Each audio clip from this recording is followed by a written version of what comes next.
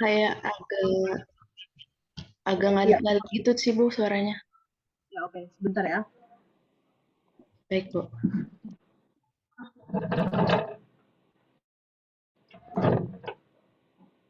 Oke, kalau sekarang sudah cukup jelas?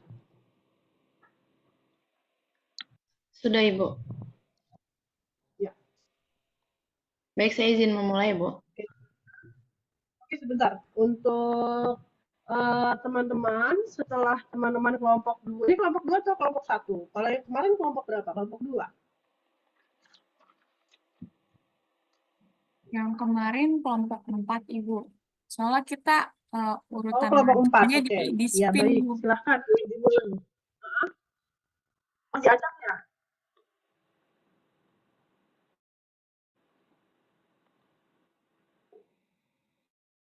Ya, diacak ya untuk kelompoknya.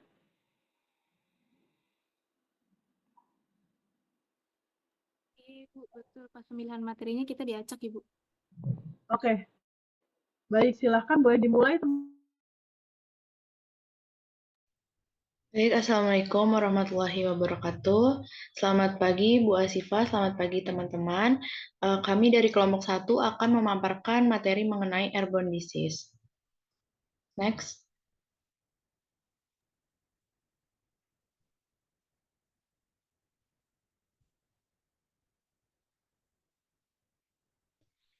Iya, kelompok kami beranggotakan 4 orang, yaitu saya sendiri, Nazma Nuriskila, Nurul Sofi, Siti Nur Hasana, dan Triko Malasari. Next. Di sini ada definisi dari airborne disease, yaitu merupakan penyakit yang ditularkan melalui udara oleh patogen seperti droplet, yaitu tetesan cairan yang keluar saat seseorang yang terinfeksi berbicara, batuk, bersin, atau bernapas, lalu masuk ke tubuh inang dan menginfeksinya. Next. Adapun penyebab dari airborne disease sendiri, yang pertama itu dari patogen berupa virus. Virusnya ini contohnya itu ada virus influenza, SARS-CoV-2, campak, cacar air, dan rubella. Selanjutnya ada bakteri, contohnya itu bakteri TBC, kemudian jamur, yaitu Aspergillus spp. Next.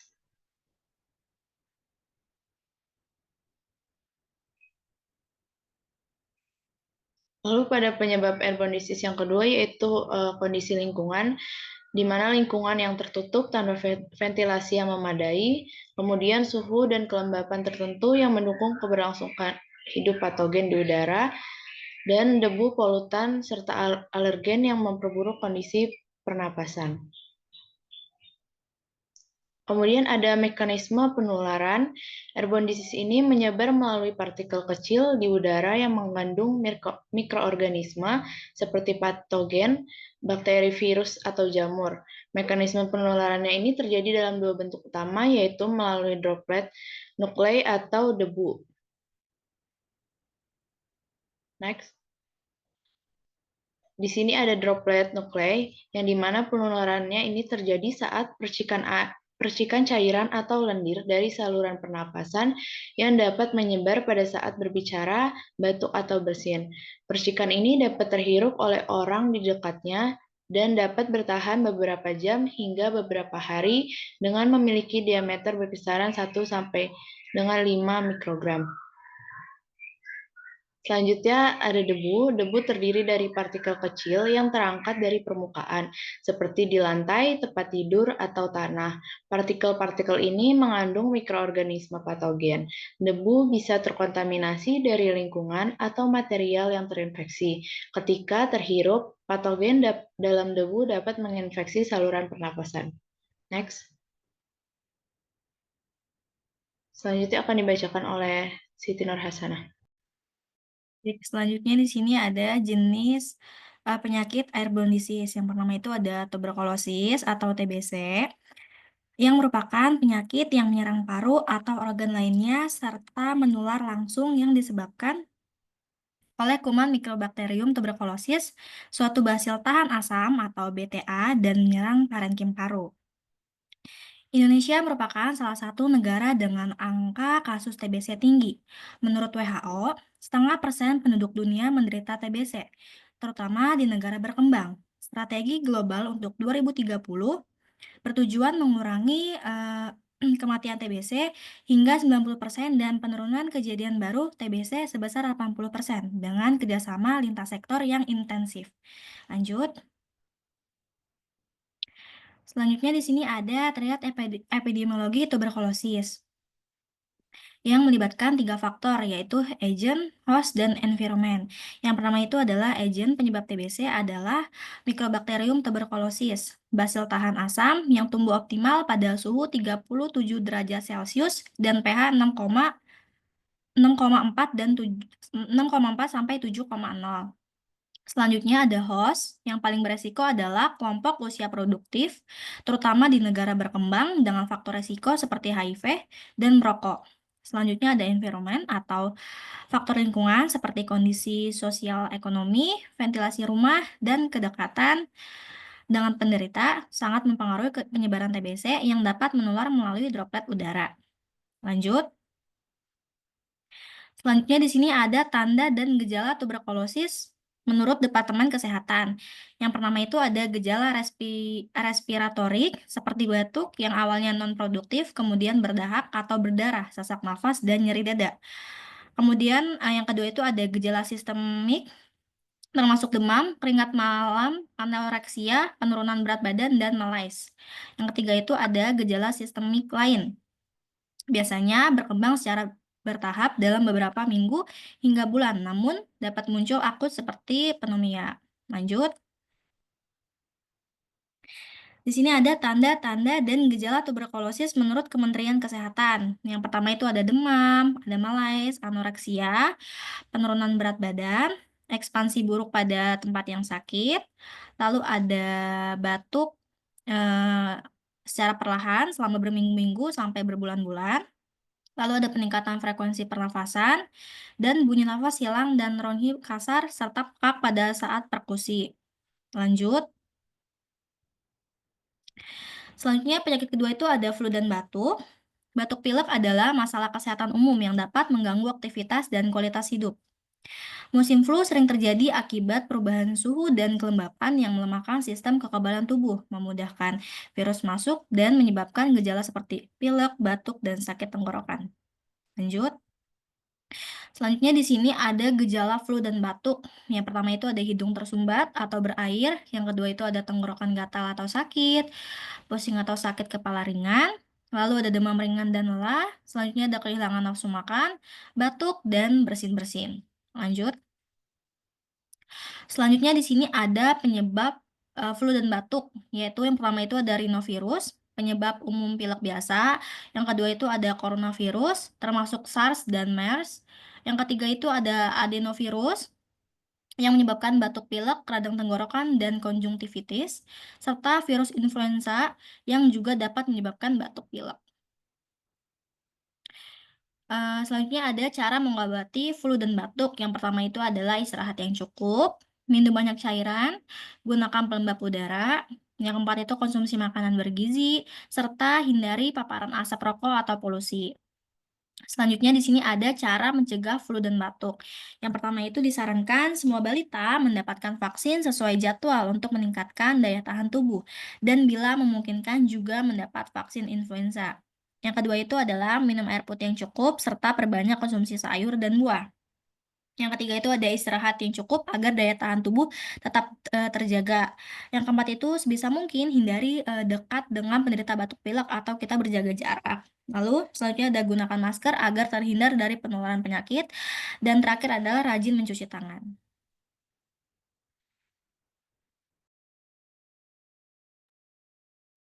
Selanjutnya ada penyakit ISPA, di mana infeksi saluran pernapasan akut atau ISPA merupakan penyakit saluran pernapasan atas atau bawah, biasanya menular, yang dapat menimbulkan berbagai spektrum penyakit yang berkisar dari penyakit tanpa gejala sampai penyakit yang parah dan mematikan, tergantung dari patogen penyebabnya, faktor lingkungan, dan faktor penjamu. Di mana sekelompok penyakit yang termasuk ISPA itu biasanya ada pneumonia, influenza, dan pernapasan sincikal virus atau RSV, di mana angka mortalitas ISPA bisa mencapai 4,25 juta setiap tahunnya di dunia. Kelompok yang paling beresiko terkena adalah balita, sekitar 20-40% pasien di rumah sakit di kalangan anak-anak itu karena ISPA, dengan sekitar 1,6 juta kematian karena anemia sendiri pada anak balita per tahun. Pada dewasa, angka mortalitas pada dewasa itu sekitar di umur 25-59 tahun mencapai 1,65 juta. Selanjutnya ada epidemiologi dari ISPA. Yang pertama itu ada agen, di mana virus penyebab ISPA antara lain golongan mikrovirus. Di mana bakteri penyebab ISPA ada beberapa jenis bakteri, antara lain Streptococcus hemolyticus, Staphylococcus, Pneumococcus, Haemophilus influenza, Bordetella pertussis, dan Carinabacterium diphtheria. Habis itu ada hostnya atau penjamunya, di mana peningkatan intervensi nutrisi dengan pemberian ASI, tambahan suplemen mikronutrien seperti pemberian tambahan zinc, zat bersih pada susu formula atau makanan akan meningkatkan imunitas tubuh. Dan host penjamu sendiri adalah manusia, di mana kelompok yang berisiko tinggi tertular atau mengalami adalah kelompok anak-anak dengan usia rentan dari kurang 5 tahun, dan anak-anak dengan daya tahan tubuh yang lemah, dan anak-anak dengan sistem imunitas yang tidak lengkap. Di situ ada environment atau faktor lingkungan, di mana di Indonesia ada beberapa wilayah yang mempunyai potensi kebakaran hutan, kebiasaan menggunakan obat nyamuk bakar, dan menggunakan kayu bakar itu dapat menjadi penyebab penyakit ISPA, di mana influenza menyebar cepat dalam keadaan ramai, cuaca dingin dan kering memungkinkan virus untuk bertahan lebih lama di luar tubuh, sehingga epidemi musiman di daerah beriklim sedang muncul di setiap musim dingin. Setelah itu ada riwayat alamiah penyakit ISPA. Yang pertama itu ada tahap patogenesis, di mana pada tahap ini bakteri atau virus yang menjadi penyebab ISPA telah berinteraksi dengan penjamu, tetapi penjamu belum menunjukkan reaksi apa-apa. Setelah itu ada tahap inkubasi, di mana tahap itu virus mulai merusak lapisan epitel dan lapisan mukosa. Kondisi penjamu menjadi lebih lemah jika keadaan gizi dan daya tahan tubuh penjamu sebelumnya sudah rendah. Setelah itu ada tahap dini penyakit. Pada tahap ini penyakit sudah mulai muncul seperti demam dan batuk. Setelah itu, yang keempat itu ada tahap lanjut penyakit. Di tahap ini penderita bisa sembuh sempurna, sembuh dengan atelektasis menjadi kronis dan dapat meninggal. Jadi pilihannya hanya dua, antara sembuh, sakit, atau meninggal. Setelah itu ada pencegahan penyakit ISPA, di mana yang pertama itu harus selalu mencuci tangan dengan sabun dan air bersih. Setelah itu ada mencegah penularan virus dengan menghindari menyentuh wajah, terutama mata, mulut, dan hidung, apalagi jika belum mencuci tangan. Setelah itu ada perbanyak konsumsi makanan yang bergizi, sehat, terutama vitamin.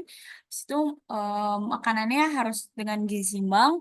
Setelah itu harus rutin melakukan aktivitas fisik seperti olahraga, minimal seminggu 3 kali, habis itu berhenti merokok, dan melakukan vaksinasi. Hal tersebut penting dilakukan untuk membantu mencegah infeksi yang bisa menjadi pemicu penyakit. Beberapa jenis vaksin yang bisa dilakukan adalah vaksin MMR, influenza, dan pneumonia.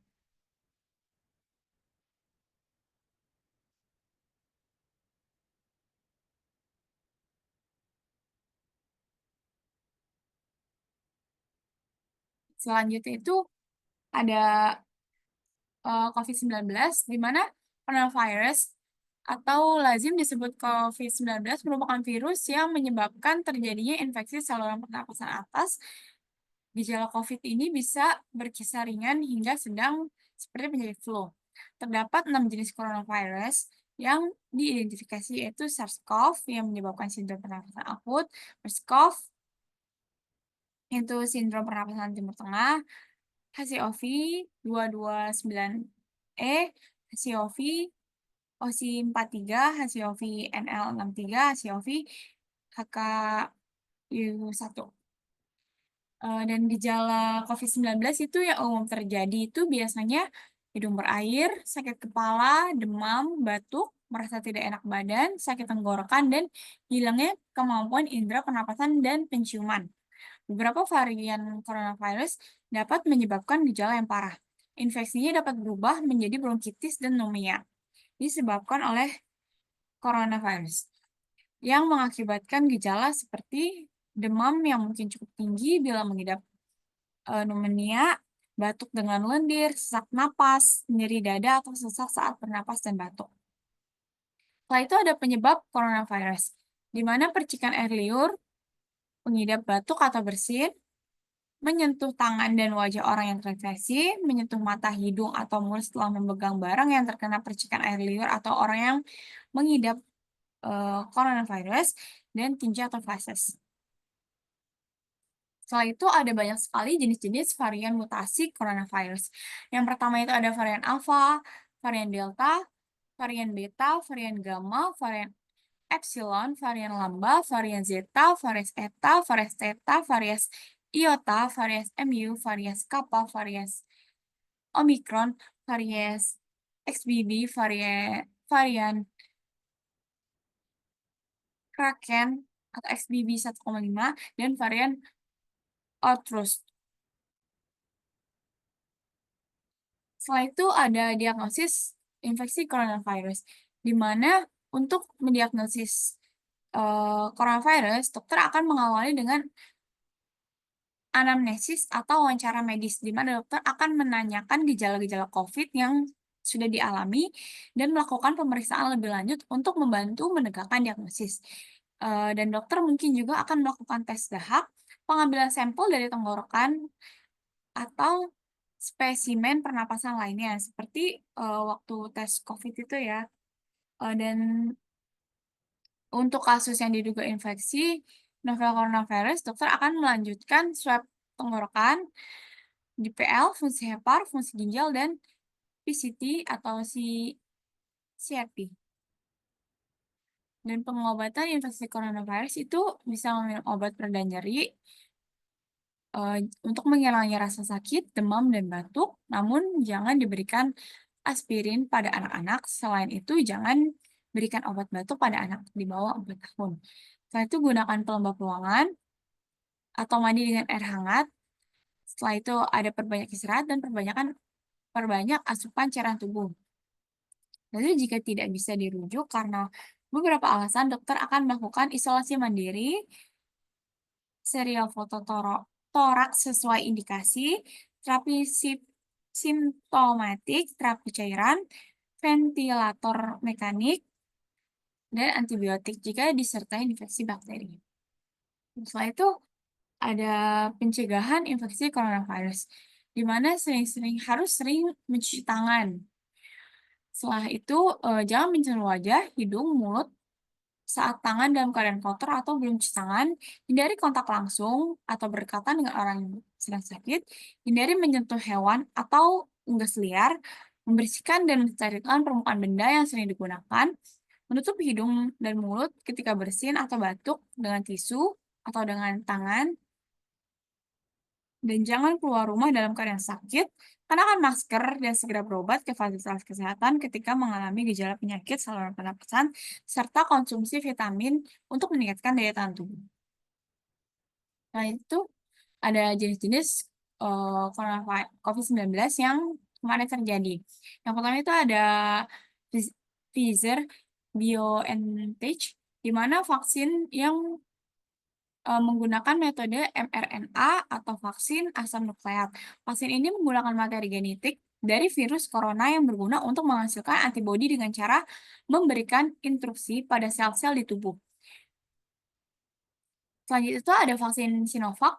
Vaksin Sinovac sendiri berasal dari Cina yang terbuat dari virus corona yang tidak aktif. Virus yang tidak aktif tersebut dimasukkan ke dalam tubuh karena dapat memicu pembentukan kekebalan, tetapi tidak terjadi infeksi. Tingkat efikasi dari virus ini berbeda-beda di 3 negara dengan angka 50,6, 65,3, dan 91,21% dengan 2 dosis suntikan. Nah, itu ada vaksin AstraZeneca, di mana vaksin tersebut diproduksi oleh perusahaan asal Inggris dan Universitas Oxford dengan menggunakan vektor virus yang memanfaatkan adenovirus atau virus yang dilemahkan untuk mengirimkan protein lonjakan dari virus corona ke dalam tubuh agar dapat membentuk antibodi sehingga risiko berbahaya dapat diminimalkan dengan tingkat efikasinya mencapai 70% dengan 2 kali dosis vaksin. Selanjutnya ada vaksin Moderna, di mana vaksin tersebut berasal dari Amerika Serikat dengan menggunakan metode mRNA atau materi genetik untuk merangsang sel tubuh agar membuat antibodi. Tingkat efikasi dari vaksin Moderna sekitar 95%. Selanjutnya ada faktor risiko penularan dari airborne disease. Baik, izin melanjutkan. Berikutnya ada faktor risiko penularan dari airborne disease. Yang pertama itu ada kontak dekat dengan orang yang terinfeksi. Ini mencakup ruangan yang tertutup dan berventilasi buruk. Hal ini menjadi alasan kenapa, karena virus dan bakteri akan lebih mudah menyebar di ruangan yang tidak memiliki ventilasi yang baik. Lalu ada waktu paparan. Semakin lama orang berada di dekat seseorang yang terinfeksi, maka akan semakin tinggi pula resikonya dia akan tertular. Lalu berikutnya ada aktivitas yang menghasilkan droplet. Ini berupa orang yang berbicara, bernyanyi, atau berolahraga yang dapat menghasilkan lebih banyak droplet yang mengandung kuman. Lalu berikutnya ada kondisi kesehatan. Ini mencakup sistem kekebalan tubuh yang lemah, seperti orang dengan sistem kekebalan tubuh yang lansia, anak-anak, atau orang-orang dengan kondisi medis tertentu yang lebih rentan terhadap infeksi. Lalu berikutnya ada penyakit kronis, di mana orang yang mempunyai penyakit kronis seperti asma atau diabetes ini dapat meningkatkan risiko komplikasi jika tertular penyakit airborne disease tersebut. Lalu berikutnya ada lingkungan. Hal ini mencakup seperti musim. Beberapa penyakit airborne disease ini lebih sering terjadi pada musim tertentu, seperti flu misalnya akan lebih sering terjadi di musim dingin. Lalu berikutnya ada kepadatan penduduk, di mana daerah dengan kepadatan penduduk tinggi cenderung akan memiliki resiko lebih tinggi terhadap penularan airborne disease. Lalu ada terakhir perilaku kebersihan seperti mencuci tangan secara teratur dan memakai masker. Next. Lalu berikutnya ada tantangan global airborne disease. Sebelum ke tantangannya, sebenarnya kenapa airborne disease ini menjadi tantangan global? Yang pertama itu karena adanya mobilitas manusia. Perjalanan udara dan darat yang semakin mudah membuat virus dan bakteri dapat menyebar dengan cepat ke berbagai belahan dunia. Lalu ada ketahanan antibiotik, di mana munculnya bakteri yang resisten terhadap antibiotik membuat pengobatan infeksi menjadi lebih sulit. Lalu urbanisasi, di mana peningkatan kepadatan penduduk di perkotaan menciptakan lingkungan yang lebih kondusif untuk penyebaran penyakit menular. Lalu ada perubahan iklim, perubahan suhu, kelembapan, dan cuaca mempengaruhi penyebaran patogen yang memperpanjang masa hidup mikroorganisme dan meningkatkan risiko penularan. Lalu yang terakhir adalah ketidaksetaraan akses kesehatan. Tidak semua negara memiliki sumber daya yang sama untuk mencegah dan menanggulangi penyakit menular. Next. Lalu berikutnya ada tantangan global dari airborne disease sendiri. Yang pertama itu ada penyebaran penyakit menular. Penyebaran penyakit menular ini mencakup kemudahan penularan, di mana penyakit menular melalui udara seperti influenza dan COVID-19 dapat menyebar dengan cepat di populasi tertentu, di ruang tertentu dengan ventilasi buruk. Virus dapat tetap terperangkap dalam aerosol dan bertahan di udara untuk waktu yang lama, yang membuat pengendalian menjadi sulit. Lalu yang kedua ada ketidakpastian gejala, di mana banyak virus dapat ditularkan sebelum individu menunjukkan gejala sehingga sulit untuk mengidentifikasi dan mengisolasi kasus.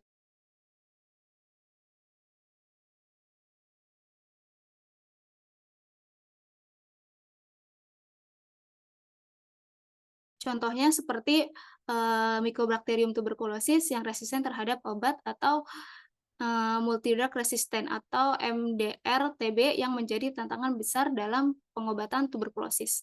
Next. Lalu yang kedua ada dampak perubahan iklim. Ini mencakup kenaikan suhu dan polusi udara, di mana kenaikan suhu dan polusi udara mendukung penyebaran patogen yang memperburuk penyakit pernapasan dan meningkatkan kerentanan populasi terhadap airborne disease. Lalu ada perubahan pola hujan. Perubahan pola curah hujan ini akibatnya pemanasan global juga dapat mempengaruhi penyebaran penyakit menular dengan menciptakan kondisi yang lebih kondusif bagi vektor penyakit. Next. Lalu berikutnya ada keterbatasan infrastruktur kesehatan, di mana hal ini mencakup kapasitas respon yang terbatas. Banyak negara terutama yang berpendapatan rendah memiliki infrastruktur kesehatan yang tidak memadai untuk menangani wabah penyakit menular. Hal ini menyulitkan deteksi dini dan respon cepat terhadap penyebaran virus. Lalu berikutnya ada ketidaksetaraan akses kesehatan, di mana negara-negara dengan sumber daya terbatas seringkali kekurangan fasilitas diagnostik, pengobatan, dan vaksinasi. Hal ini memperburuk penyebaran penyakit yang meningkatkan angka kematian dan menyulitkan upaya pengendalian secara global. Next. Lalu berikutnya ada kurangnya kesadaran masyarakat, di mana hal ini mencakup pendidikan tentang kesehatan yang kurang yang pemahaman masyarakat tentang hubungan antara kesehatan dan lingkungan, serta pencegahan penyakit menular melalui udara yang menjadi tantangan besar untuk global sendiri. Lalu berikutnya ada kebijakan kesehatan seperti implementasi kebijakan yang diperlukan kebijakan kesehatan masyarakat yang lebih baik untuk mengatasi risiko penularan melalui udara seperti peningkatan ventilasi di ruang publik dan penggunaan alat pelindung diri selama wabah. Contohnya adalah COVID-19. Lalu berikutnya ada pencegahan penyakit menular udara atau pencegahan penyakit airborne disease, yakni mencakup menjaga kebersihan tangan di mana seperti mencuci tangan dengan sabun dan air mengalir secara teratur, terutama setelah batuk, bersin, atau menyentuh permukaan yang terkontaminasi. Lalu ada menggunakan masker, di mana gunakan masker medis, terutama ketika berada di tempat umum atau ketika berinteraksi dengan orang yang sakit untuk menghindari penularan melalui udara. Lalu ada menjaga jarak, selalu terapkan jaga jarak fisik yang aman, biasanya minimal 1 meter dari orang yang sakit atau yang menunjukkan gejala penyakit pernapasan. Berikutnya ada menutup mulut dan hidung saat batuk atau bersin, atau menggunakan tisu atau siku untuk menutup mulut dan hidung saat batuk atau bersin. Kemudian segera buang tisu ke tempat sampah. Lalu menjaga daya tahan tubuh, konsumsi makanan bergizi, tidur yang cukup, dan berolahraga untuk menjaga sistem kekebalan tubuh agar tetap optimal. Berikutnya ada ventilasi yang baik, memastikan ruangan memiliki ventilasi yang baik dengan membuka jendela atau menggunakan sistem ventilasi yang memadai untuk mengurangi akumulasi partikel udara. Next. Yang berikut ada sterilisasi lingkungan, seperti menyemprotkan disinfektan pada permukaan yang sering disentuh dapat mengurangi risiko penyebaran patogen ke tubuh. Lalu berikutnya ada isolasi diri. Jika seseorang sakit dengan gejala infeksi pernapasan, disarankan untuk tinggal di rumah dan menghindari keramaian untuk mencegah penularan kepada orang lain. Lalu berikutnya ada vaksinasi. Vaksinasi ini dapat mencegah beberapa penyakit menular udara seperti influenza, tuberkulosis, dan COVID-19. Lalu pastikan untuk mendapatkan vaksin sesuai rekomendasi medis atau dengan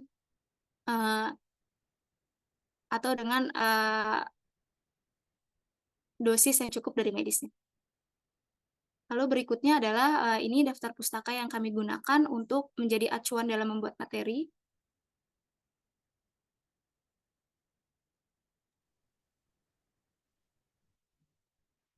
Oke, baik.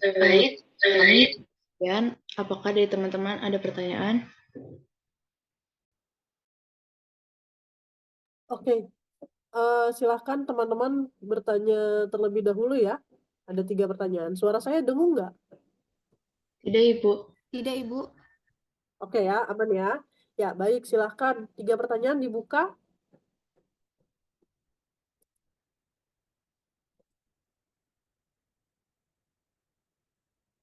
Pertanyaan yang pertama dari siapa? Silahkan. Izin bertanya kelompok. Iya, silakan Desma. Ya, oke. Tadi pada slide 4 kan dijelaskan bakteri Bordetella pertussis itu menyebabkan penyakit pertussis ya. Boleh dijelaskan penyakit pertussis itu seperti apa, gejala awalnya apa, terus pencegahannya itu bagaimana ya? Mungkin segitu aja. Apakah sudah jelas pertanyaannya? Sudah jelas, Desma. Terima kasih. Izin bertanya kelompok. Iya, silakan Putri. Oke, siapa? Kenapa Dengan Ibu? siapa ini? Dengan siapa? Putri, Bu. Oke. Putri siapa panjangannya? Putri Najwa. Putri Najwa. Oke, silakan pertanyaannya. Tadi kan pada slide faktor risiko penularan dari airborne disease Pertanyaannya, mengapa penyakit airborne dapat menyebar dengan cepat di lingkungan yang padat ataupun tertutup? Apakah cukup jelas pertanyaannya, kelompok? Menyebar di tempat yang padat ya. Ya, padat ataupun tertutup. Oke. Sudah cukup jelas, kelompok? Sudah cukup jelas, Putri. Terima kasih. Baik. Baik, satu lagi untuk sesi pertama, silakan.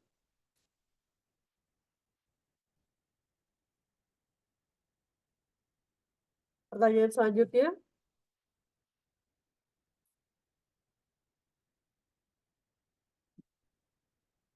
Ayo, teman-teman, silakan bertanya.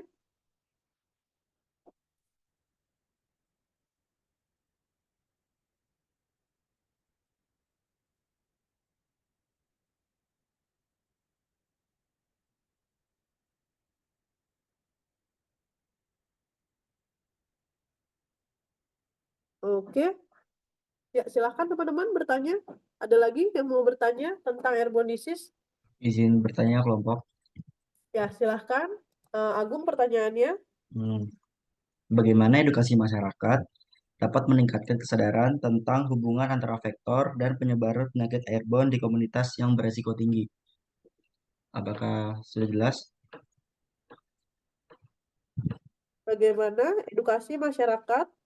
Selanjutnya. Dapat Kelompok bisa meningkatkan diulang. kesadaran tentang hubungan antara vektor dan penyebaran penyakit airborne di komunitas yang beresiko tinggi.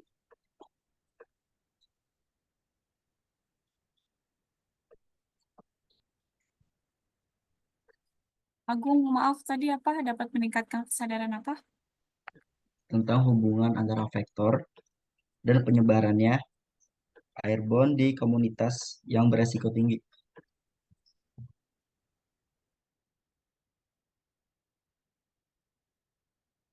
Antara vektor dan penyebarannya. Agung, Di- boleh mohon maaf, mungkin boleh diketik di chat aja. Oke. Oke, terima kasih Agung. Sambil Agung mengetik di chat, teman-teman kelompok boleh untuk sambil searching ya. Baik, Ibu. Ya, kurang dari 3 menit, silahkan.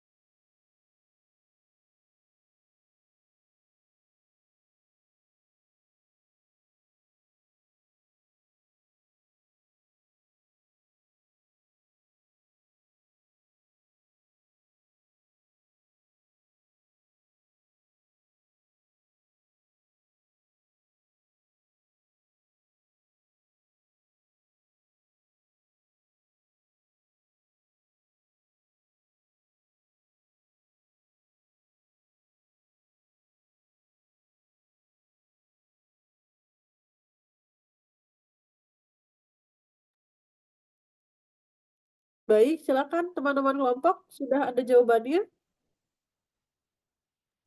Ya, sudah ada, Ibu. Silahkan, boleh dijawab. Baik, saya izin menjawab pertanyaan dari Desma mengenai penyakit pertusis itu seperti apa, bagaimana gejala awalnya, dan cara pencegahannya itu seperti apa. Jadi penyakit pertusis itu biasanya dikenal oleh masyarakat itu batuk rejan yang merupakan infeksi saluran pernapasan yang disebabkan oleh bakteri Bordetella pertussis.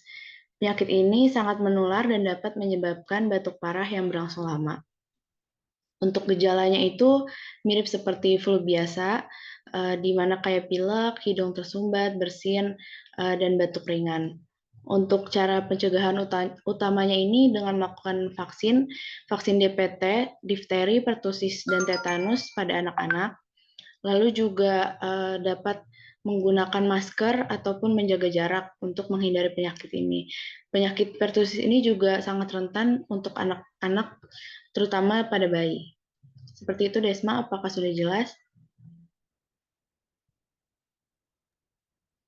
Sudah cukup jelas. Terima kasih kelompok.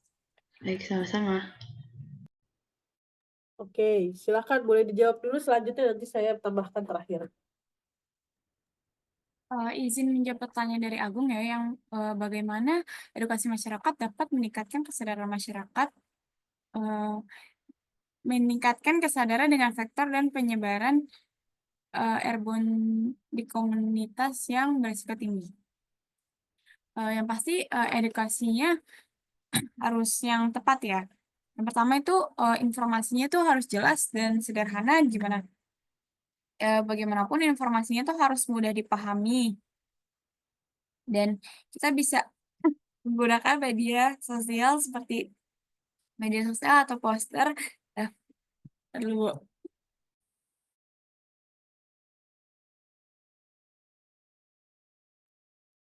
Oke, Mbak. Ya, Ya, silakan. maaf. Atau kita bisa melakukan pertemuan langsung dengan media massa dan menjangkau bagaimana segmen di masyarakat, serta fokus pada tindakan preventif, di mana edukasi juga harus menekankan tindakan preventif yang dapat dilakukan oleh masyarakat.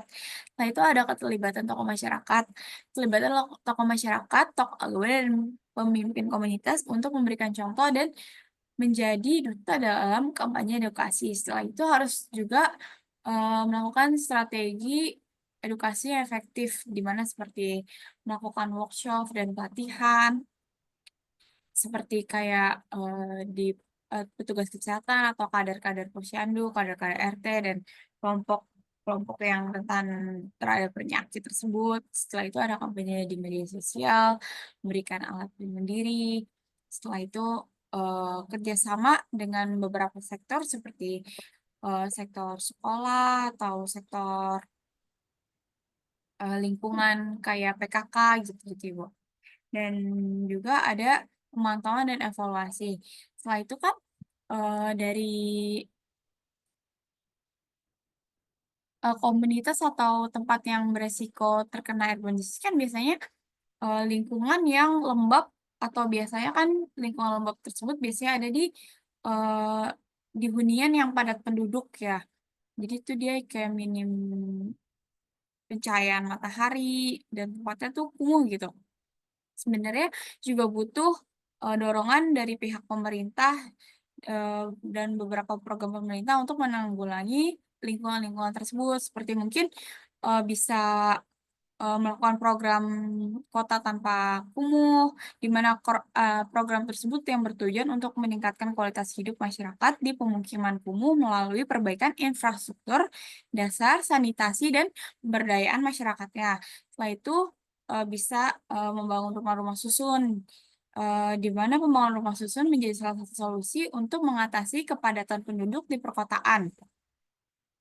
Dan juga harus ada penataan kawasan kumuh, di mana pemerintah melakukan penataan kawasan kumuh dengan cara memperbaiki jalan, dan ruang terbuka hijau. Selain itu juga dilakukan perbaikan rumah warga dan fasilitas umum lainnya. Setelah itu juga harus pemberdayaan masyarakat, di mana pemerintah melibatkan masyarakat dalam proses penataan lingkungan. Hal itu dilakukan untuk seperti program pelatihan dan sosialisasi, karena bagaimanapun dari pihak masyarakatnya juga harus sadar akan pentingnya kesehatan untuk diri dia sendiri dan kesehatan lingkungannya. Seperti itu, Agung. Oke, Makasih, Hana, Cici. thank you atas jawabannya. Ya, sama-sama. Oke, baik, terima kasih. Nanti akan saya tambahkan terakhir ya. Silahkan jawab dulu pertanyaan satu lagi. Pertanyaan dari Putri Najwa, silahkan.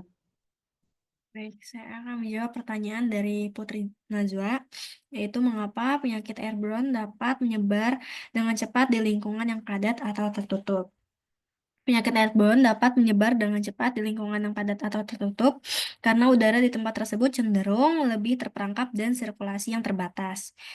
Ketika seseorang yang terinfeksi batuk, bersin, atau sedang berbicara, virus atau bakteri dapat menyebar melalui tetesan kecil di udara. Lalu di lingkungan padat atau tertutup, banyak orang berada dalam jarak yang dekat, yang meningkatkan kemungkinan mereka dapat menghirup partikel tersebut. Selain itu, jika ventilasi udara kurang baik, partikel patogen bisa bertahan lebih lama di udara, sehingga dapat memperbesar resiko penularan penyakit. Seperti itu mungkin jawabannya, apakah cukup jelas, Putri? Izin menambahkan ya, mungkin lebih ke karena kondisi lingkungannya juga yang mendukung. Karena kan kalau padat kan otomatis kondisi lingkungannya itu sempit-sempit, dan suhu dan kelembapan itu dalam ruang tertutup seringkali lebih ideal untuk patogen airborne disease ini bertahan lebih lama di udara itu. Terus habis itu kurangnya kesadaran dan tindakan pencegahan juga, dimana dengan kepadatan penduduk dan tertutup biasanya tuh orang-orangnya tuh untuk diedukasi sendiri tuh lebih sulit karena kan lebih rame karena dari banyaknya penduduk di situ sendiri. Apa cukup jelas, Putri? Baik. Baik, sudah cukup jelas kelompok. Terima kasih. Oke, baik. 3 jawaban sudah dijelaskan ya oleh teman-teman kelompok. Selanjutnya, apakah teman-teman ada yang ingin bertanya kembali? Silahkan, boleh dibuka audionya.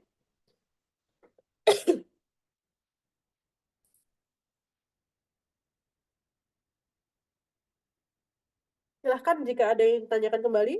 Yuk, boleh buka audionya. Ada lagi yang ingin bertanya?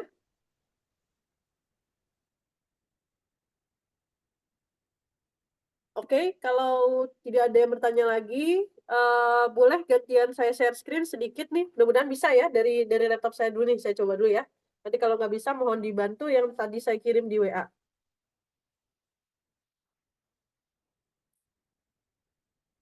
Oke, ini ada tambahannya sih, sebentar. Nah, ini jawaban tentang pertusis ya, teman-teman. Ini pertanyaan dari Desma nih, baik sekali tadi dijelaskan oleh teman-teman kelompok. Saya hanya menambahkan, jadi saya teringat apa yang dijelaskan tadi sama teman-teman kelompok, saya teringat tentang gambar ini. Nah, sebentar.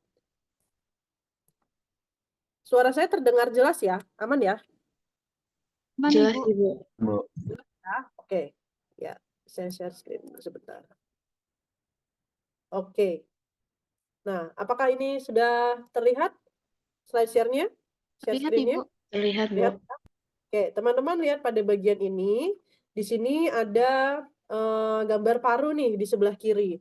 Nah, sebelah kiri adalah gambar paru, teman-teman, di mana bakteri pertusis tadi yang apa namanya dia menyebarkan ya, dia berdiam diri itu kalau di tempat apa namanya paru-paru kita ya, dari hidung, dari bronkus, bronchiolus, kita punya bulu-bulu halus. Nah, itu gunanya untuk menyerap apa namanya patogen, menghalangi debu ya, menghalangi partikel-partikel di udara untuk masuk gitu. Nah, jadi urutannya tuh kalau dari hidung itu paling besar. bulu-bulu halusnya. Kemudian turun lagi dari hidung ke trakea itu mulai kecil. Nah, kemudian di bronkus mulai lebih kecil lagi, di bronkiolus mulai lebih halus lagi. Nah, gunanya adalah kalau yang saringan paling besar di hidung itu biasanya untuk kotoran-kotoran yang lebih besar seperti misalnya kotoran polusi udara gitu ya, atau misalnya debu-debu aspal. Nah, itu masuknya disaring lewat di bulu-bulu hidung. Tapi ada yang bisa masuk. Nah, salah satunya bisa masuk ini ke dalam bronkus, ke dalam trakea ya, dan berdiam diri itu adalah bakteri dari pertusis, penyakit pertusis. Apa yang disebarkan? Bakteri ini menyebarkan racun, teman-teman.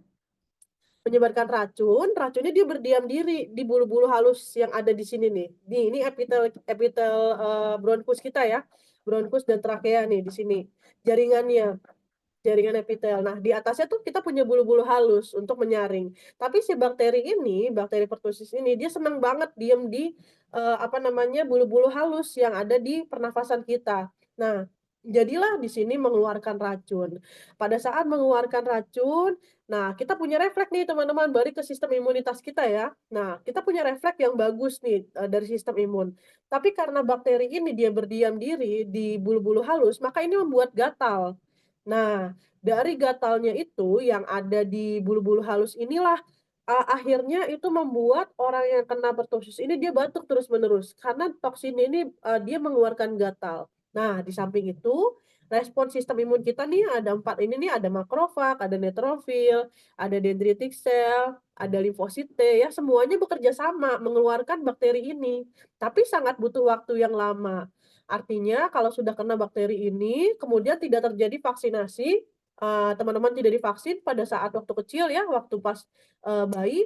Nah, kena penyakit ini lumayan lama penyakitnya, jadi bakteri ini bertahan lama. Nah, terus respon sistem imunnya terus-menerus menempel gitu ya, kemudian akhirnya batuk itulah yang menjadi lebih lama, bisa sampai 3 minggu, bisa sampai 1 bulan, dan batuknya tuh nggak enak banget. Karena bener-bener gatel dan itu ketika, kadang orangnya tuh batuk bisa sampai mual karena saking gatalnya di tenggorokannya dia gitu, itu hasil batuk dari pertusis, jadi batuk rejan. Nah, batuk rejan itu dia batuknya itu sampai, nggak enak, sampai membuat mual, sampai membuat sesak napas. Nah, itu di dalamnya itu ada bakteri pertusis gitu, jadi seperti itu. Oke, Desma apakah, tambahan dari saya, bisa dapat dipahami? Bisa, Ibu. Terima kasih banyak. Baik, nah saya lanjutkan lagi ya. Ini pertanyaan ini kombinasi pertanyaan dari Najwa sama Agung nih. Saya punya satu foto. Kalian pernah lewat di Gang Venus ini? Pernah ke daerah Tambora, Jakarta Selatan? Jakarta Selatan, Jakarta Barat? Sini Ibu belum pernah, Ibu. Ya, belum pernah ya? Kalau yang ini pernah nggak? Nih, sampai nggak ada sinar matahari masuk. Belum pernah juga. Ya, di daerah lain pernah ditemukan yang sampai seperti ini? Pernah, Bu. Ya, daerah mana tuh? Pernah dapat di daerah Penggilingan, mana? Bu. Cakung. Cakung ya, ya Ya. betul. Cakung juga daerah padat penduduk ada yang seperti ini. Jadi begini teman-teman, daerah-daerah yang seperti ini, ya yang seperti Gang Venus di daerah Tambora, kemudian ini juga nih sama nih masih di Gang Venus ya. Ini adalah daerah-daerah padat penduduk, di mana kalau terjadi infeksi akibat dari airborne disease itu, nah ini penyebarannya sangat cepat, termasuk angka tuberkulosis di sini sangat tinggi. Mungkin di angka tuberkulosis di tempat, penggilingan di Cakung itu juga sama, dia, sama-sama tinggi. Kenapa? Karena ini padat hunian. Nanti kita lihat, kenapa sih padat hunian itu dia, bisa berisiko lebih cepat untuk menularkan, virus-virus atau bakteri yang dia menular itu lewat udara. Nanti kita lihat selanjutnya.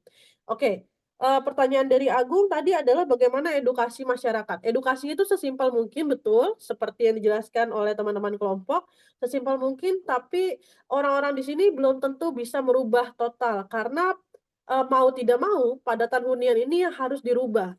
Karena masalahnya ada dari lingkungan mereka, dari masalah ventilasi, dari masalah suhu, dari masalah kelembaban, kemudian dari masalah banyaknya CO2 yang ada di sini. Nanti kita lihat hubungannya kenapa CO2 itu, CO2 yang banyak dalam suatu ruangan, terus sirkulasi udaranya buruk, itu cepat banget nularin virus sama bakteri yang menular lewat udara atau disebut dengan airborne disease ya. Oke, sampai sini dulu ada yang ingin bertanya, silahkan. Aman ya? Sampai sini ya? Oke, saya lanjutkan lagi teman-teman. Nah, kalian lihat di sini waktu pas COVID-19 ya, ini ciri khas banget nih. Ada namanya droplet, ada namanya aerosol. Kalian tahu bedanya? Boleh sharing dulu? Boleh buka audionya? Ada yang tahu perbedaan droplet sama aerosol? Silahkan, boleh buka audionya.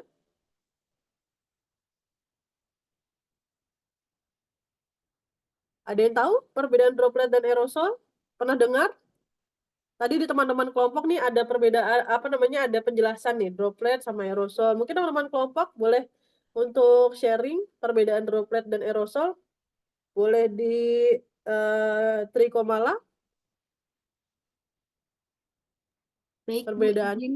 Kalau misalkan droplet itu setahu saya itu dihasilkan pada saat orang batuk, bersin, atau kayak ngomong kenceng. Tapi kalau misalkan aerosol ini dari pernapasan kayak misalnya pernapasan yang mungkin orang itu udah sakit atau terbentuk dalam jumlah yang lebih banyak dan mungkin lebih halus daripada si droplet. Oke, ya betul sekali penjelasan dari Tri. Jadi betul sekali aerosol itu dia masuk dia tersebar karena ada partikel yang lebih kecil nih keluar nih dari pernafasan kita. Misalnya kita kena infeksi ya, kita berbicara dengan orang dengan jarak orang tersebut tidak kurang dari 2 meter, artinya dekat gitu ya berbicaranya. Nah, kita akan menyebarkan 2 hal. Yang pertama adalah menyebarkan droplet, yang kedua menyebarkan aerosol. Nah, droplet ini otomatis kalau misalnya kita ngomong nih ada muncrat-muncratnya dikit gitu ya. Nah, itu adalah droplet itu lebih besar. Tapi kalau misalnya aerosol dia lebih kecil, teman-teman. Aerosol itu juga terjadi ketika dulu pada saat Covid kita nggak boleh pakai masker buff. Ingat nggak masker yang kayak bahan? Ada yang ingat? Iya, Ada ingat, yang Bu. pernah? Ya, itu seperti kain gitu ya, yang diikat doang tuh kayak kayak biasa buat naik gunung ya, itu salah satu contoh buff ya. Jadi diikat doang seperti itu sangat membuat aerosol itu mudah untuk berterbangan lagi tuh. Nah, jadi antara droplet dan aerosol ini, teman-teman, aerosol itu adalah partikel yang lebih kecilnya. Kita lihat di sini. Kalau droplet dia bisa terbang 0 sampai 2 meter. Kalau aerosol dia terbangnya lebih jauh lagi. Nah, jangkauan terbangnya aerosol itu sampai 10 meter. Nah, sayangnya bakteri, virus yang ada dalam pernafasan orang yang terinfeksi itu disebarkannya lewat antara droplet atau aerosol, teman-teman. Jadi di dalam titik-titik ini nih, nah ini ada kuman-kumannya nih, ada kuman patogennya, ada virus, ada bakteri yang ikut tersebar ke orang lain yang di sekitar orang tersebut dalam jangkauan. Kalau droplet jangkauannya 2 meter, kalau aerosol jangkauannya 10 meter. Makanya kalau pas Covid kemarin ingat kita menggunakan social distancing ya. Nah, social distancing itu adalah untuk melakukan upaya tidak terjadinya penyebaran lewat droplet ini gitu. Tapi kalau misalnya aerosol kan mau nggak mau ya karena jaraknya 10 meter gitu. Makanya tidak boleh pakai masker buff karena masker buff itu turut mengecilkan droplet yang tadi menjadi aerosol. Jadi lebih kecil lagi partikelnya untuk keluar. Nah, kalau teman-teman flashback ke zaman Covid ya, jadi jangan ditinggalkan masker itu. Artinya kalau kita di jalan, kita pakai masker itu sangat lebih safety dibandingkan kita tidak pakai masker. Karena kalau pakai masker misalnya di angkutan umum ya, di kereta, di LRT, di KRL, itu dapat membantu kita supaya tidak mudah terjadi penyebaran ini. Oke, kita lanjut lagi ya. Nah, jadi tentang droplet dan aerosol, teman-teman lihat di sini ada bagian yang besar titiknya dan ada bagian yang kecil.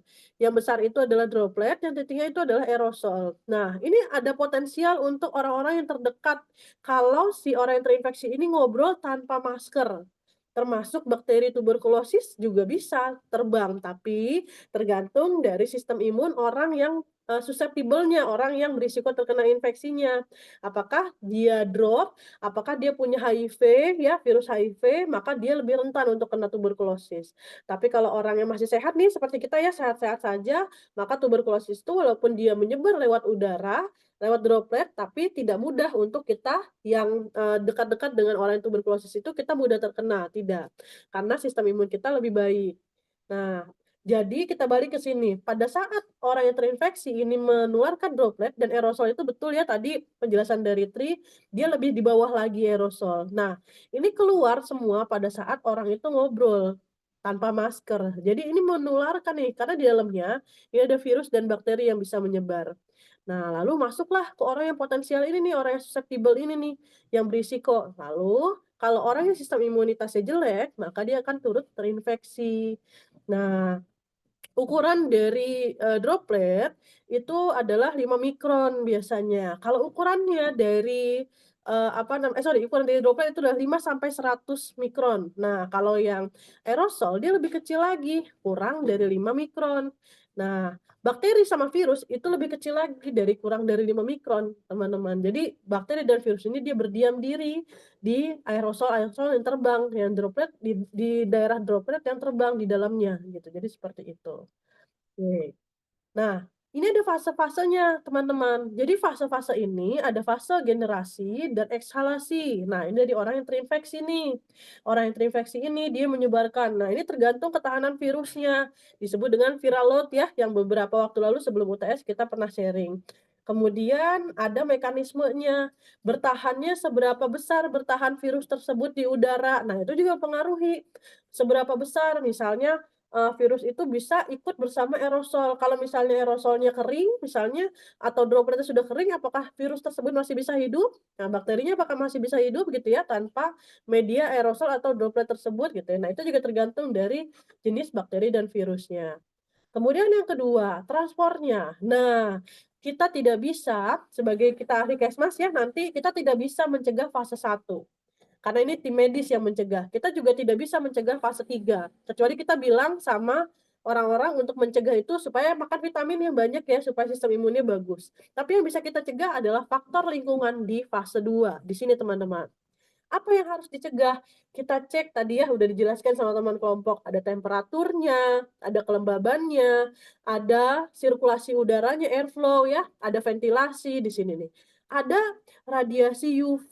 Jadi bayangkan kalau kayak tadi Tambora gitu, dia tidak ada sinar UV sama sekali di daerahnya, maka faktor itu semuanya sudah lengkap, temperaturnya buruk, kelembabannya juga kurang, kemudian juga pertukaran udaranya tidak ada, CO2 di mana-mana, ventilasinya buruk, kemudian sinar UV-nya juga buruk. Jadi semua bagian ini dalam fase 2 di perumahan atau hunian padat penduduk seperti Tambora tadi, itu sangat berisiko terkena airborne disease. Makanya angka Covid waktu pas kemarin itu tinggi banget di sana dan tuberkulosis juga tinggi. Itu yang terjadi. Jadi kalau, kita nanti suatu saat dikasih kesempatan untuk melakukan, penyuluhan gitu ya, di daerah padat penduduk seperti itu, lakukanlah bahwa ibu-ibu, bapak-bapak hati-hati dengan temperatur. Ya, temperatur yang, jangan terlalu panas ya, jangan terlalu dingin. Misalnya, harus bagaimana, bisa pakai kipas, bapak-bapak, ibu-ibu misalnya gitu. Terus kemudian dari segi kelembabannya bagaimana? Hilangkan barang-barang yang menumpuk nih. Misalnya, ada baju yang banyak digantung atau misalnya ada kardus-kardus yang memang berserakan misalnya di rumahnya. Nah, itu dibuang-buangin karena kelembaban tadi itu erat kaitannya dengan banyaknya barang yang ada di ruangan tersebut. Kemudian itu juga mempengaruhi sirkulasi udara atau airflow di sini. Nah, terus ada ventilasinya bagaimana kalau ventilasi sudah terlanjur? Maka kalau misalnya di sana bisa dipasang kipas yang seperti AC itu ya, yang agak dingin ya, itu bisa dipasang di daerah itu. Atau misalnya dikasih, humidifier, dikasih, supaya ada udara yang bertukar nih. Kalau enggak dari ventilasi yang buruk, misalnya teman-teman nih, kalau misalnya tidak ada jendela di kamar, paling enggak teman-teman misalnya pakai AC gitu ya, atau misalnya pakai kipas yang seperti AC itu oke juga, nggak apa-apa. Jadi ada angin yang berputar. Nah, untuk UV radiasi atau radiasi UV itu tidak bisa ditawar karena penting sekali radiasi UV itu ada. Maka genteng-genteng yang bertemu antara genteng satu sama genteng tetangga lainnya itu harus dibongkar supaya sinar UV-nya masuk gitu. Jadi untuk menghalau airborne disease ini kita halau kalau Kesmas itu di bagian fase 2 atau transportasinya. Oke, sampai sini dulu teman-teman. Ada yang ingin bertanya? Silakan, satu saja. Silakan yang ingin bertanya. Bertanya boleh, Bu. Boleh. Ini dari siapa nih? Tri, Bu. Oke, ya silahkan Tri. Sebenarnya mau nanya ini sih, Bu, kalau misalkan kayak ketahanan dari droplet sama aerosol ini dia ketahanannya tuh beda nggak sih, Bu? Atau kayak dua-duanya nih sama bertahan, cuma misalkan berapa lama gitu, Bu? Oke, ya itu jadi tergantung dari tempatnya. Misalnya contoh begini, droplet itu ketika terbang, dia tidak gini, terbang terus hilang, nguap di udara, enggak. Terbang kemudian dia nempelnya di mana? Nah, misalnya nempelnya di bangku, misalnya nempelnya di meja, atau teman-teman dia pernah sadar nempelnya kalau teman-teman ke restoran itu nempel di buku menu. Karena buku menu adalah sesuatu yang tidak pernah dicuci. Nah, itu juga sama. Jadi droplet sama aerosol ini dia tidak pernah habis di udara, tapi dia nempel akhirnya. Nah, dari nempel itulah masing-masing beda nih. Kalau di kayu itu kalau tidak salah dulu saya pernah lihat artikelnya ya dari pas Covid itu. Aerosol dan droplet yang dia nempel di kayu itu bertahan 12 jam misalnya.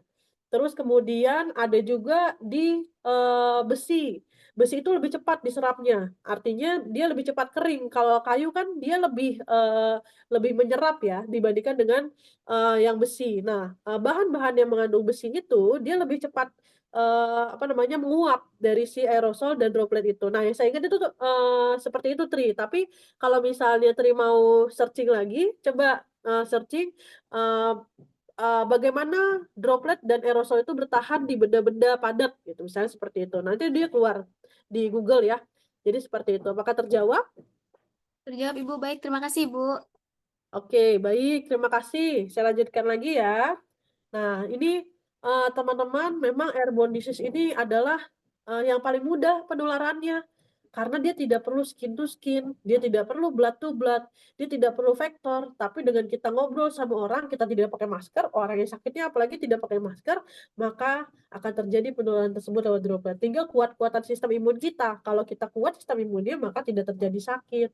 Nah, karena itu kita harus tahu rules-rules-nya, apalagi kalau satu keluarga, satu rumah, satu keluarga itu misalnya ada yang flu, maka kita kalau misalnya, orang yang flu itu tidak pakai masker, kita ada potensi penularan untuk kena. Apalagi misalnya, huniannya luasnya, rumahnya itu kisaran 60 meter persegi misalnya. Nah, tapi huniannya itu dipadati sama 10 anggota keluarga. Nah, kalau 10 dengan luas rumah hanya 60 meter persegi, kemudian ada barang-barang di dalam rumah, dari 10 orang itu kita bagi, 60 dibagi 10 orang. Makanya satu orang itu jaraknya adalah 6 meter, tapi itu belum sama barang-barang yang ada di rumahnya. Nah, kalau sama barang-barang maka tidak tercipta yang namanya, itu jaraknya itu terpenuhi gitu. Jadi seperti itu. Nah, yang perlu kita ketahui adalah kepadatan hunian itu juga mempengaruhi, laju infeksi itu lebih cepat ya untuk airborne disease, kita lihat di sini. Nah, ini misalnya contoh untuk pertukaran udara dalam suatu ruangan nih, teman-teman. Jadi ini kotak ini adalah satu ruangan. Di sini ada orang yang terinfeksi, yang warna kuning nih, yang sebelah kiri. Kemudian yang satu lagi adalah orang yang berisiko, yang susceptible ya, orang yang berisiko terkena infeksi.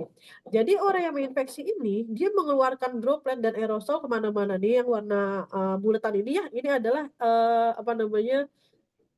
droplet ya, ini dan aerosol dia mengandung virus. Kebetulan ini contohnya adalah SARS-CoV-2 nih, virus COVID ya. Nah, kemudian dia terbang-terbang semua di udara. Nah, yang bahaya adalah tidak ada pertukaran tadi. Jadi di dalam satu ruangan itu nggak ada AC, nggak ada kipas angin, nggak ada saringan udara ya, nggak ada HEPA, nggak ada humidifier, udah lembab aja gitu. Kemudian padat ya, artinya misalnya ruangannya hanya 3 kali 3 meter nih misalnya, tapi dihuni sama 3 sampai 4 orang misalnya. Nah itu, sangat padat sekali, tidak ada, bantuan pertukaran udara lain ya, barang-barang elektronik tadi nggak ada. Nah, yang terjadi adalah di sini penumpukan CO2. Teman-teman lihat CO2 ini tersebar di mana-mana. Nah, ini dia nih yang warnanya titik merah, titik hitam, titik merah nih, 3 susun gandeng seperti ini ya, ini diibaratkan CO2 teman-teman. Nah, CO2 ini orang kan hirup oksigen, mengeluarkan CO2 ya. Nah, CO2 ini adalah, bantuan yang sangat subur bagi si virus dan bakteri. Jadi virus sama bakteri seneng banget kalau ada CO2-nya bertebaran di mana-mana. Gitu, makanya butuh di ruangan itu kita butuh kipas angin, kita butuh AC, kita butuh, HEPA ya, untuk apa? Terjadi pertukaran udara tadi, sehingga CO2-nya tidak menumpuk dalam suatu ruangan itu. Oke, makanya di sini ada namanya air filter. Nah, kalau ada air filter ini salah satunya adalah HEPA ya, humidifier, AC gitu ya, kipas angin ya. Ini maka turut akan menyebarkan, apa namanya, si CO2 itu tidak menumpuk dalam suatu ruangan, jadi diputar nih. Nah, itu lebih sejuk jadi kita. Kalau lebih sejuk berarti artinya CO2 tadi tidak menumpuk di dalam udara yang ada di ruangan ini. Gitu. Sampai sini ada yang mau tanya? Silakan. Aman ya sampai sini ya? Oke, kita lihat lagi ilustrasinya. Nah, teman-teman lihat ilustrasi pada bagian ini. Jadi, kontaminasi udara yang ada di ruangan, di suatu rumah gitu ya. Nah, ini terus-terusan apa namanya, menempel di dinding ya, droplet tadi, aerosol, dia menempel di dinding.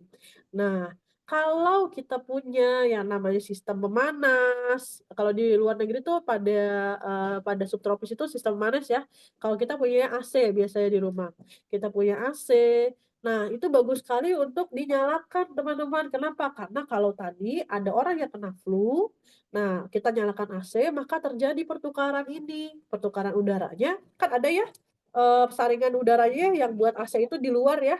Nah itu blower itu kan mengarahnya keluar ruangan. Nah itulah pertukaran udara tadi tuh, yang tadi mengandung CO2 di ruangan itu ditarik.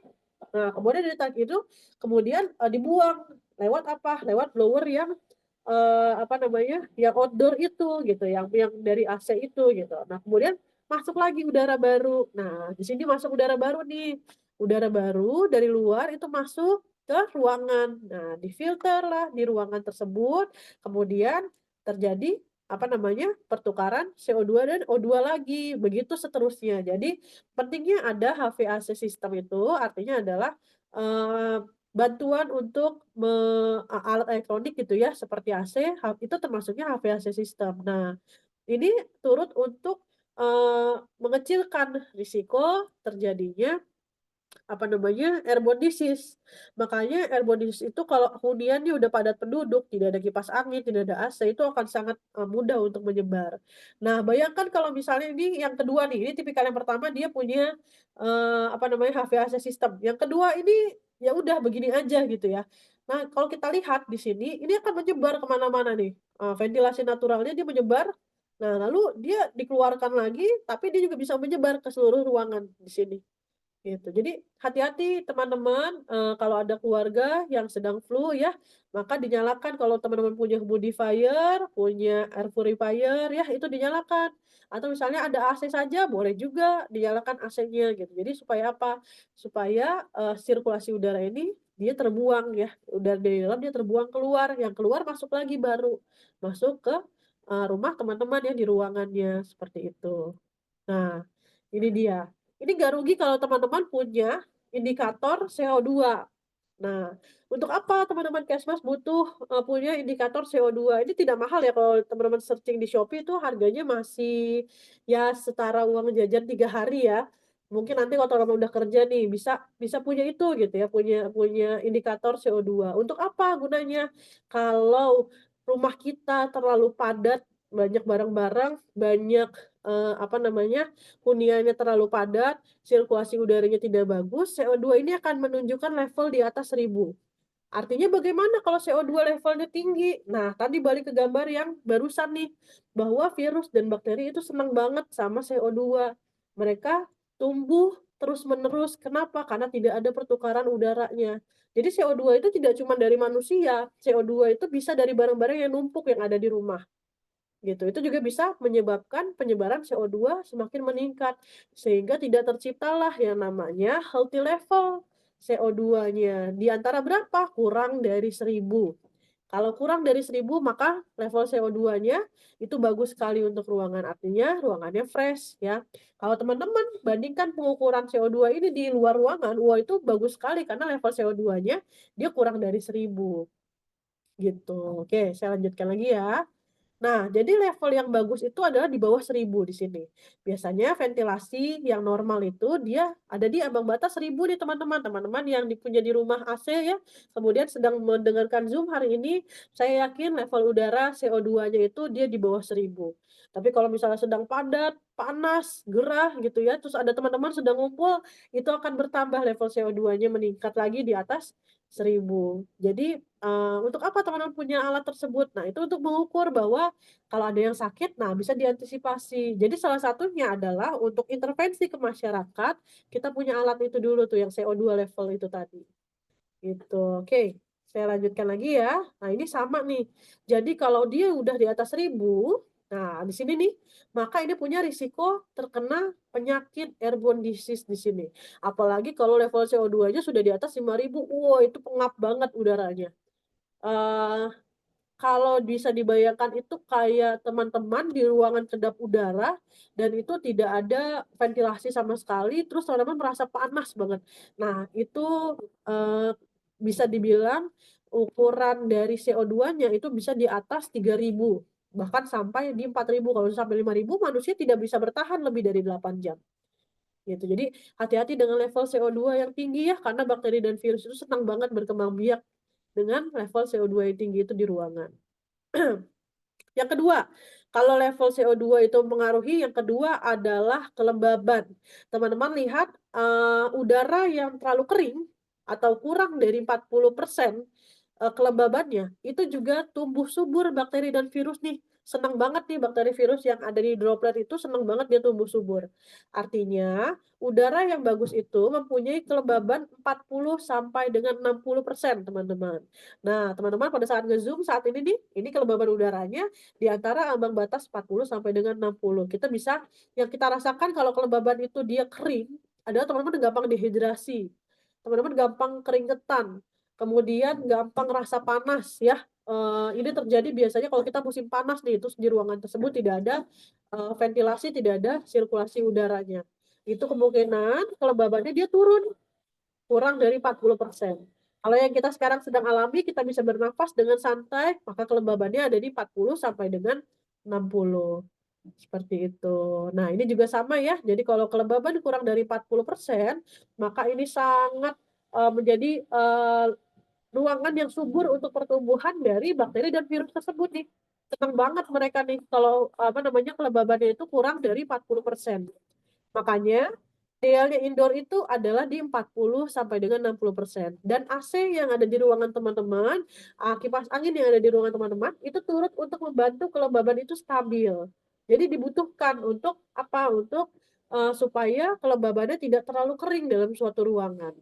Oke, kita lanjutkan lagi ya. Nah, ini salah satu contohnya nih, ini saya punya alatnya.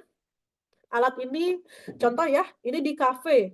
Ruangan kafe ini kecil banget teman-teman, ini ruangannya cuman, kalau tidak salah itu 8 kali 8 meter. Jadi ini ruangan kecil dalam suatu kafe, waktu itu saya coba, saya iseng pakai alatnya. Nah ini, level CO2-nya tinggi banget, di atas 1000. Nah kalau kita punya alat tersebut dia punya indikator, kalau di sini indikatornya warna kuning nih. Warna kuning kalau sudah sampai di atas 1000, artinya ini udaranya buruk, di sini banyak CO2. Kenapa banyak CO2? Karena kalau teman-teman lihat di daerah sini, ini mungkin ada bangku kosong ya. Di sini nih padat nih yang sebelah kanan. Kemudian yang di sebelah kiri sini, ini ada lagi sebenarnya ini padat banget. Jadi padat banget di sini banyak orang-orang yang sedang ngobrol, ketawa-tawa ya, main kartu, kemudian, ngobrol bersama teman-temannya gitu ya. Ini di sini padat banget yang sebelah kiri. Nah, kemudian, setelah orang-orang itu mulai pergi, nah ini saya agak bergeser ke kiri ya, udah mulai pergi nih orang-orangnya, mulai berkurang nih level CO2-nya, gitu. Jadi, dari suatu ruangan ini kita bisa tahu, oh tempat ini dia mudah menularkan infeksi. Walaupun di ruangan ini dingin ya teman-teman, tapi karena huniannya orangnya terlalu padat, dia tetap meningkatkan level CO2, gitu. Jadi, bakteri dan virus itu tumbuh subur nih di kafe ini, gitu. Jadi bagaimana cara intervensinya? Harus ditaruh HEPA, ditaruh apa, ditaruh blower ya, ditaruh, apa namanya, humidifier di sini. Nah, kalau humidifier-nya ada ditaruh, kemungkinan level CO2-nya dia akan berkurang, seperti itu. Nah, ini perbandingan lain nih teman-teman, ini adalah di suatu food court. Food court itu kan besar ya dalam suatu mall ya, kebetulan food court-nya lagi sepi nih. Nah, food court yang sepi ini menunjukkan bahwa level CO2 dia menurun. Udaranya baik sekali. Nah, kenapa? Karena level CO2-nya dia kurang dari 1000. Yang ini nih yang sebelah kanan. Yang sebelah kiri ini adalah di musola nih, teman-teman. Musola pada waktu itu lagi mau sholat maghrib. Kemudian ada orang-orang nih berkumpul di sini. Nah, kemudian di sini mau mau melaksanakan sholat maghrib, tapi sudah mulai padat nih di tempat perempuan ya waktu itu. Nah, cuman di situ ada saringan udara, ada HEPA, teman-teman. Nah, ada HEPA, kemudian AC-nya juga dingin ya, enak ya. Walaupun huniannya padat gitu ya, banyak orang. Nah, kalau dia punya saringan udara, maka levelnya tidak setinggi yang ini.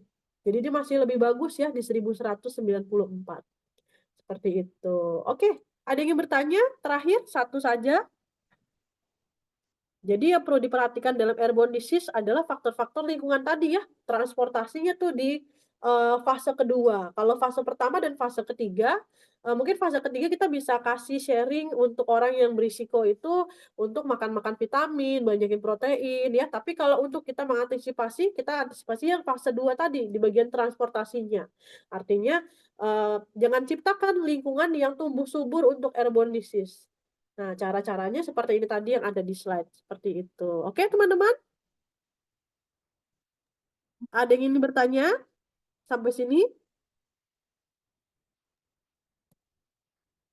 Tidak ada? Ibu, saya nanya lagi deh, satu lagi. Boleh. Ya, silahkan, Tri. Silahkan boleh Eh, bertanya. Lebih ke nanya ini sih Bu, kalau misalkan tadi kan Ibu kan sebutin kan untuk mengurangi karbon dioksida sendiri kan kayak yang disebutin kan AC, air purifier atau apapun itu kan. Kalau Iya. misalkan justru di rumahnya itu tuh nggak ada AC atau air purifier, tapi di rumahnya tuh banyak tanaman gitu Bu, apakah itu juga bisa mengurangi CO2-nya dan kelembapannya itu Bu? Oh ya, terima kasih Tri. Ya, saya jadi ingat. Ada beberapa tanaman yang bagus ditaruh di dalam ruangan. Nah, kenapa? Karena sifat fotosintesisnya kan. Nah, misalnya di situ ditaruh tanaman nih, ada jendela, dia kalau siang hari dia berfotosintesis. Nah, ada tanaman tipikalnya seperti itu. Tanaman yang bagus ditaruh di ruangan ada. Nanti searching ya, tanaman yang bagus taruh di dalam ruangan tuh, dia betul sekali dia bisa meningkatkan level O2, level oksigennya nih siang hari. Tapi ada tipikal tanaman yang malam hari dia justru mengeluarkan CO2.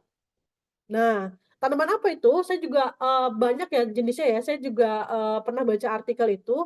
Jadi hati-hati dengan tanaman-tanaman tersebut, jangan sampai dia ditaruh di ruangan, karena kalau siang hari dia betul mengeluarkan oksigen, tapi kalau malam dia mengeluarkan karbon dioksida, gitu. Nanti searching ya di internet, tanaman-tanaman apa yang tidak boleh ditaruh di dalam rumah. Nah, tanaman yang tipikalnya seperti itu, karena pada malam hari dia justru kebalikannya, dia menyebarkan CO2. Untuk apa? Untuk bereproduksi. Jadi beda sama siang hari. Kalau siang hari dia kan bernafas ya, berfotosintesis, tapi pas malam dia mengeluarkan CO2. Seperti itu, Tri. Jadi hati-hati ya, searching dulu jenis tanamannya. Nggak semua dia bisa ditaruh dalam ruangan tanaman itu. Baik Ibu, terima kasih. Berarti tergantung tanamannya aja ya Bu ya? Iya, nanti, searching jenis-jenis tanaman apa yang bisa ditaruh di ruangan. Karena ada beberapa tanaman yang, dia misalnya gini ya, kita punya tanaman apa nih misalnya yang bisa hidup, oh tanaman cabai deh misalnya yang bisa taruh di pot nih misalnya. Nah, tipikal tanaman cabai itu, ya itu dia kalau siang fotosintesis, tapi kalau malam dia untuk mereproduksi, mengeluarkan buahnya gitu ya, dia, dia turut mengeluarkan karbon dioksida. Itu contohnya seperti itu. Tanaman yang punya buah tuh, nah dia seperti itu. Oke, Tri, terjawab? Jawab Ibu, makasih ya Bu. Ya. Baik, terima kasih teman-teman. Kalau begitu kita sudah selesai ya perkuliahan hari ini. Boleh untuk open cam dulu semuanya kita capture. Nanti saya kirim yang terbaru ya. Tadi ada beberapa foto. Oke, minggu depan kita offline lagi ya. Baik. Ya, Mutiara mau dibuka kameranya? Baik, saya capture ya teman-teman pertemuan hari ini. 1, 2, 3.